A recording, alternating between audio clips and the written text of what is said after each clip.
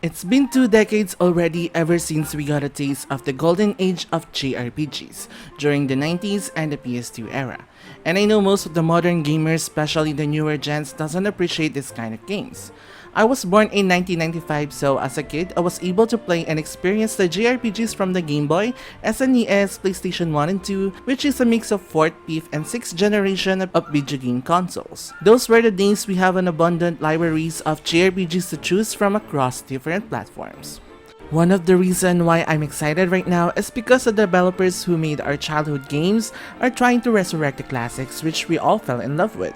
These new titles are being funded in Kickstarter and are currently under development. The link is in the description if you would like to support them. Penny Blood is the spiritual continuation of the Shadow Heart series, which was developed by Saknot, later known as Nautilus, by Hiroki Kikuta and Matsuzo Machida. Also, Matsuzo Machida returned as a director and is the overall game designer and scenario writer of Penny Blood. The game is a mix of gothic and horror with the mix of historical elements set in the 1920s and will have players traveling across the world as nations struggle to recover from the First World War. In the wake of the conflict, and unnatural turmoil is growing, and a private detective named Matthew Farrell starts the game by investigating a situation in a mental hospital full of strange creatures in New York. The Judgment Ring from Shadow Heart's game is replaced with a psycho-sigil battle system that pairs with a turn-based mechanic, which I find very interesting. What I like about Shadow Hearts is the mysterious, calming environment which I'm hoping to see in their successor game, with some creepiness from their lesser-known first title, Kodalka, which is ahead of its time. The game is planned to be released in 2025, and I'm sure we'll get more updates along the way.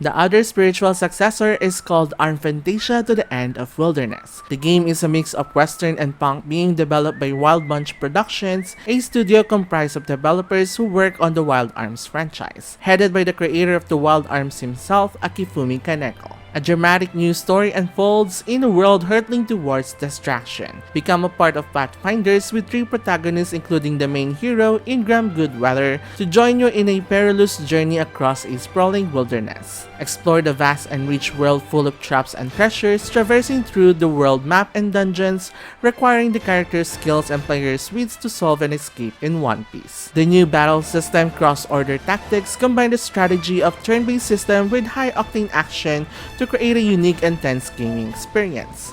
Hopefully, they finish this game without any problems, since I'm a fan of the Wild Arms series, and I would love to see it in and dive into the Western punk fantasy. The game has no information about its release date yet, but we'll definitely get updates from these 2 games very soon.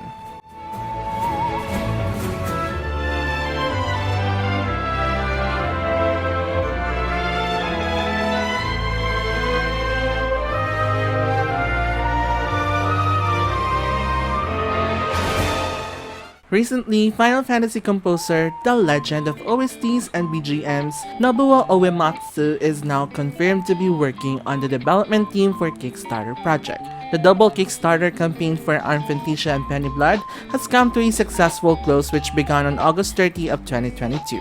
Backers pledged a total of 379 million yen or $2.6 million over the course of the crowdfunding campaign, which ended on September 30 of 2022. This number was against an initial goal of 100 million yen. The stretch goal include console versions of both games, new Game Plus mode across both games, card mini-games, costume and weapon swapping between games, and mascot swapping. The stretch goals also unlock game-specific content like an animated intro for Fantasia, a post-ending novel for Penny Blood, and additional features and content. Sadly, you won't be able to pledge anymore since it's officially closed, but you can buy the game at full price once it got released.